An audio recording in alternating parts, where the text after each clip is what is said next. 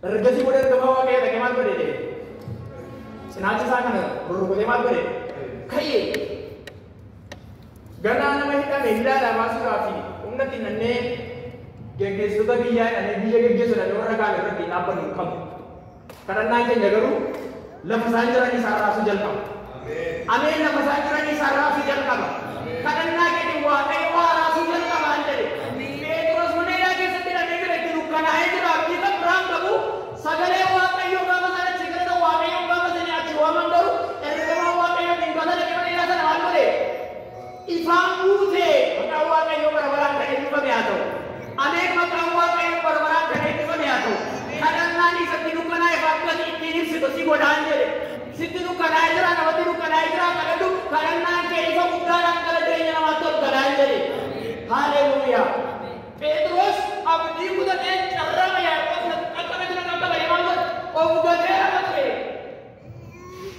Oh gatera betul. Buman dia kata yang mereka betul. Lupu dua katu. Karena nanti kalau dua kayu kau serada bersanja. Lupu kamu sih cuma yang punya dua kayu. Karena nanti kalau tu sena orang mana dia cakap keadaan jadi. Wah kayu pinjam jalan.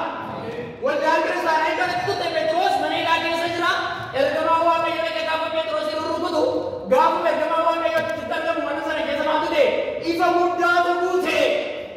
Ifa muda buce sini. Fura jadi. Karena nanti kalau tu ni, ifi kalau jadi nak jadi rupu. Wasrai bunuh fanya deh. Karena nanti kalau tu ni, ifi kalau jadi nak jadi rupu. Wasai jiru rupu fanya deh. Haleluya. Petrus sudah bergerak mau film beku. Gapa yang mampu ifa muda lagi. Kalian satu kali kita cerah saya nasara apa kabar. Kalian satu kali kita cerah nabi gula besar beku. Karena nawai nabi sana kalau tu baru ifa muda awak kayu kalau Petrus ini kalau bukan. Karena nanti kalau tu awak kayu ifa muda kan gara-gara jadi pola ganun jadi. Karena di bagian pola ganun jadi awak kayu pindang dah. Abdi bukan wajar sana ini kalau titik bukti. Ifi muda lagi cerita sebutnya borde. Lonto tak kuda tak afrof. Lonto tak afrof kan kamu kuda tak afrof tu jerah. Untuk tu saya ramal tadi ni. Bana mati ni. Nama tu orang ni mereka untuk putih apa dia? Agak salah. Kita anak tu Petrus tu ni. Nama tu Rai kira. Amma polisi dia kena. Harga kita itu lagi sedikit. Namun harga kita itu ada nangkal dia. Gata ka dina sedikit tu macam pura sekat dina. Band sama tu. Mereka putih sama lah. Anggaran berapa?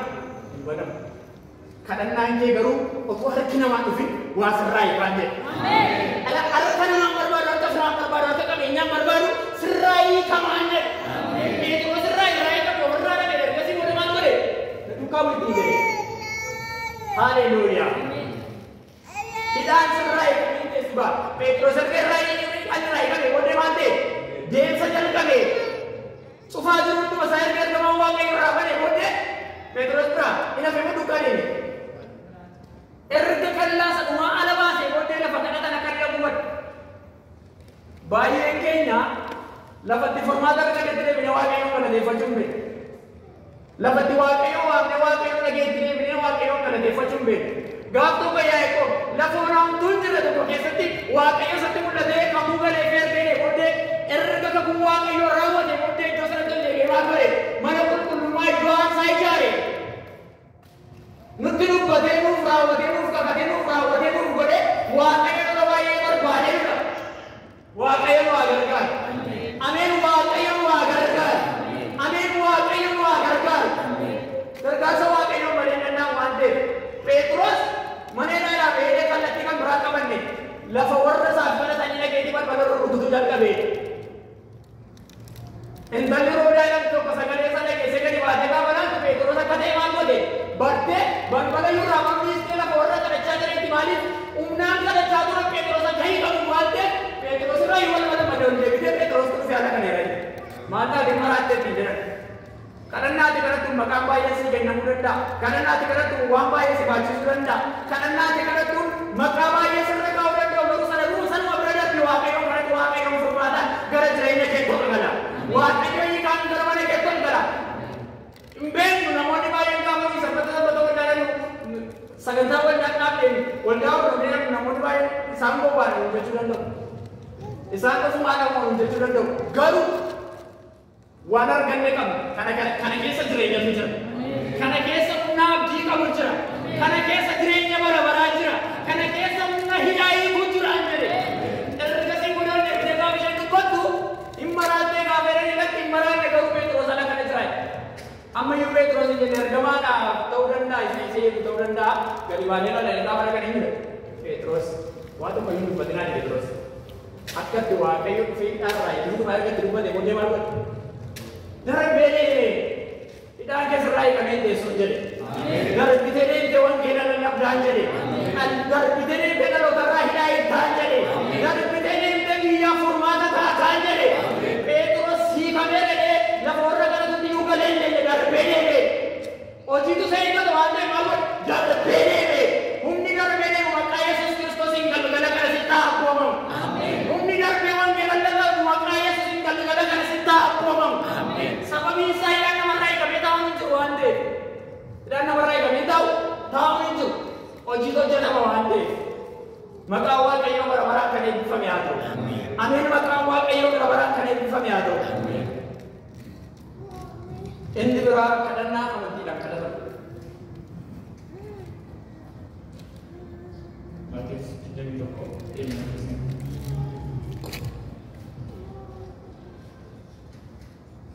kadhannaan amantiidhaan kadhatamu waan ishee.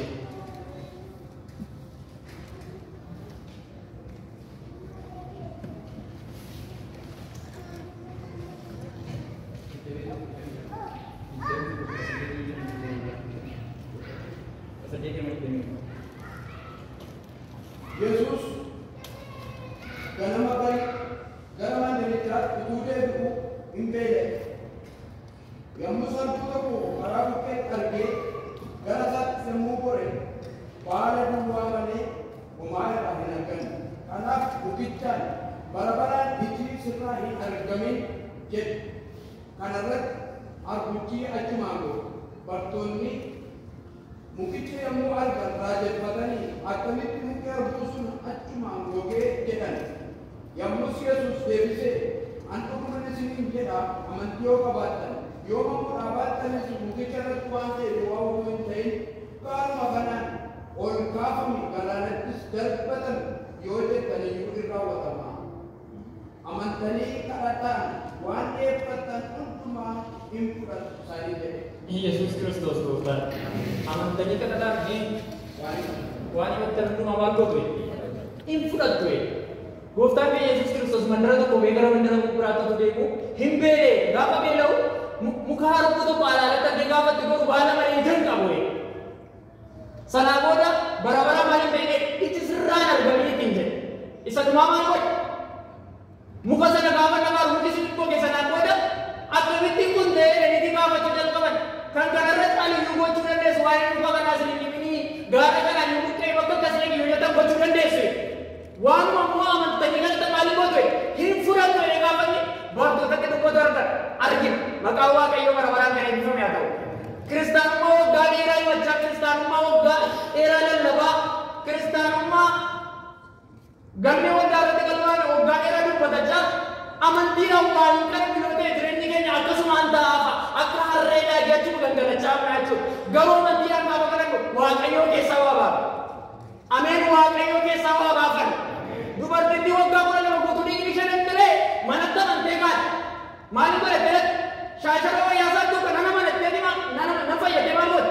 Atteemuu shaashara wayyaasaa nama gidduudhaan baatee jiru. Yeroo baay'ee waldaa kiristaanaa keessa buunee deenyaa namoonni gargaaraman namoota muraasa nama dabalatee. Dubartii kana dura namoonni gooftaa Yesuus Kiristoos duukaa ture lakkoofsan qaban. Akkasittiin jedhe humni keessaa beera gaafa gooftaa Yesuus Kiristoos ittiin jedhe maal akkamittiin namni natti nu heerattee dubbatta namoota magaalaa isinii baadana noo sakana miti waaqa keessaa beera. Amantii Waaqayyoo keessaa waa baafatu. Amantii Waaqayyoo keessaa waa fudhatu arga Waaqayyoo keessaa waa baafatuti amantee dhatte dubartiin kun. Namoota baay'ee duukaa yaa'ee dhuguma. Namoota baay'ee duukaa jira namoota baay'ee dhuguma bu'aa jira dhuguma garuu amantii qabatu. Waaqayyo nu haa gargaaru. Ameen. Waaqayyo nu haa gargaaru. Gaafa tokko akkasittiin jedhan amantii keenya nuuf guddiseennaani ammoo ija sanaaf Waaqayyoo qabaattani maal godhe?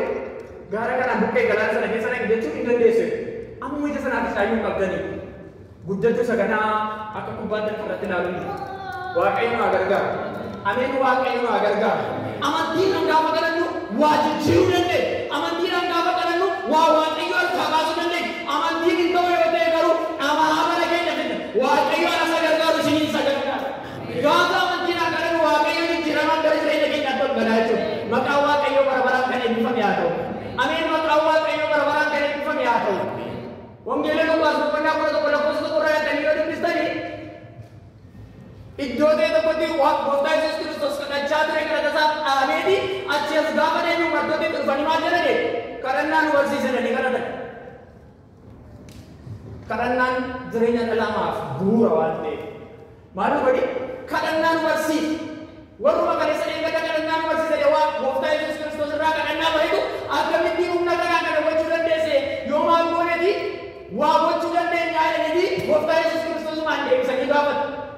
Obboloota koo sila dubbadheera jireenya jiraannu keessatti tajaajila tajaajilu keessatti amantii amannee jiru kana keessatti kadhannaan keenya amantii qabu yoo ta'e akkasumaan dhamaaf nama sana deebiin dubbadhe akkasumaan jireenyi keenya burjaajaaf akkasumaan bara lakkoofsinnee gaafa guyyaan keenya gahee lafa kanarraa waan jiru kan qabe deemnaa jechuudha. Amantii yoo qabaanne garuu jireenya keenya irratti waan haaraa argaa waldaa keenya irratti waan haaraa argaa saba keenya irratti waan haaraa argaatiin gara fuula duraatti akka nuyi deemnu bara waaqayyo maqaan waaqayyo bara baraan kan eebbifame haa ta'u. Ameen maqaan waaqayyo bara baraan kan eebbifame haa ta'u. Inni biraan kadhata maqaa Yesuusiin kadhatama. Kadhata waa jijjiiruu danda'u. Kadhata maqaa Yesuusiin kadhatama. Eedhi Yohaannis 14 ismi.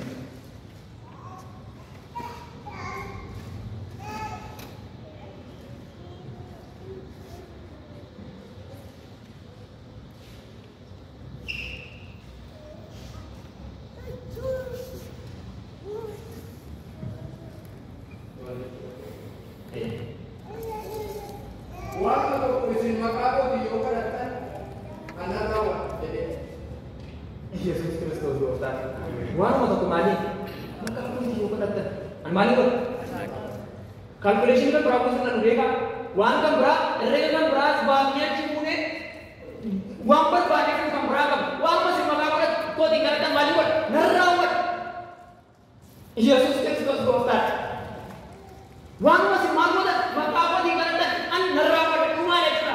Wan masih maka apa tidak bagatan baris masih buat nerawat aja berarti. Wan masih maka apa tidak bagatan abad nerawat kesanya ini kau bercurah.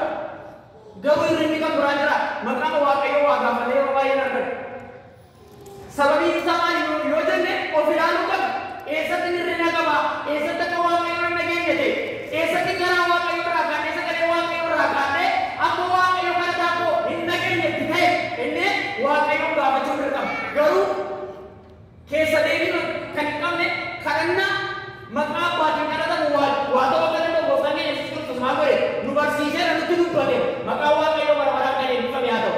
Kadhannaa kadhatu keessatti maqaa waaqayyo kadhatu maqaa ilma waaqayyo Yesuus Kiristoosiin kadhatu waaqayyo jireenya kee fawwachuu jalqaba. Maqaa waaqayyo bara baraan kan eebbifame haa ta'u. Ameen maqaa waaqayyo bara baraan kan eebbifame haa ta'u. Isa silaa dubbisnee maasoo.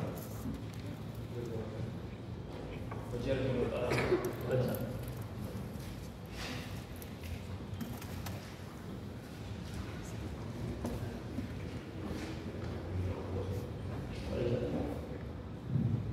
Gaafa kunii iddoo kadhataaf adeemaa jiru xomboreen afurama hunda dubbachuu of keessaa qabu tokko nutti dhuftee isheen hoola dubbachuu isheetiin horii baay'ee gooftaa isheetiin digalchuu turte.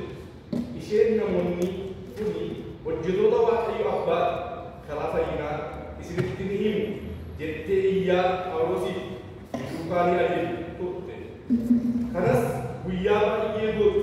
Phaawulos garuu aaree itti garagalee afuricha maqaa Yesuus Kiristoosiin akka ishee keessaa ba'uuf ni abboome. Afurichi achumaan ishee keessaa ba'e. Gooftaan xomboree kanaa garuu abdii horii argannaa isaa akka ta'e yommuu barate Phaawulosiif Sillaaseen qabanii daddarbanii dhaabachaa gara lafa gabaatti fuula warra biyya seera kan geessanii ergamoota sana fuula ajajjuu warra Roomaatti dhiyeessan. Jarreen kuni mandara keenya raasaa jiru. Isaan Yihuudoota amala nuyi warra Roomaa fudhachuun ittiin hojjechuunis nuyiif hin taane nu barsiisaa jiru jedhani. Kana irratti namoonni baay'een Phaawulosiif Sillaaseen mormuudhaaf jara kanatti dabalatanii ajajuuwwan warra Roomaa sunis uffata isaanii irratti tatarsaasanii uleedhaan akka reebaniif abbooma. Rukutanii